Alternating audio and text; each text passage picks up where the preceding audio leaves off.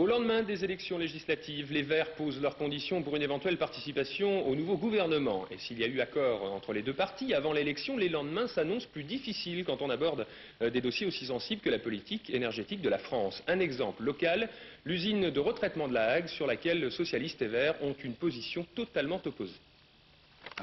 C'est parce qu'il a été battu dimanche que Didier Angers pourrait faire figure de ministrable. Chez les Verts, les gagnants du 1er juin ne s'occuperont que de leur mandat. Je suis prêt à prendre les tâches qui me seraient proposées, pas forcément ministre, mais des tas d'autres tâches. Moi, j'ai jamais reculé devant l'obstacle. Et si l'obstacle était tout simplement la remise en cause des accords préélectoraux passés entre les Verts et le Parti socialiste sur la politique nucléaire de la France, à commencer par le retraitement.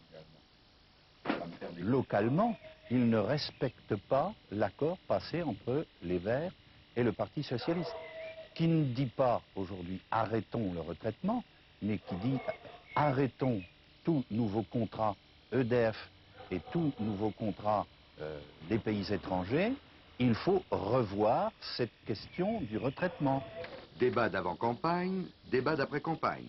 Localement toujours, il pourrait bien préfigurer l'esprit qui animera l'Assemblée nationale quand le sujet viendra en discussion.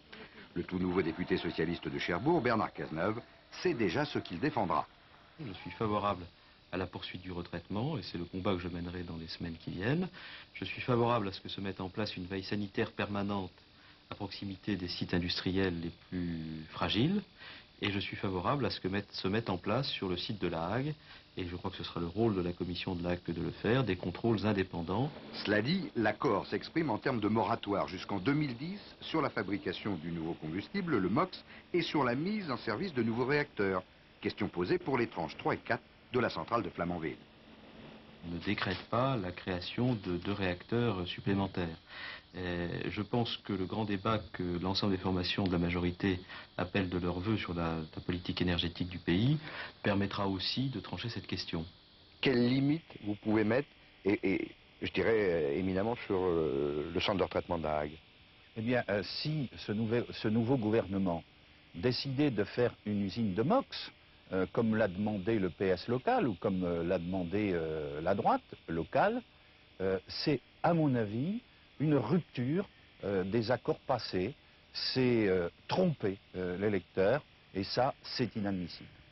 Un débat où les deux camps ont en tous les cas leur idée pour créer l'essentiel de l'emploi.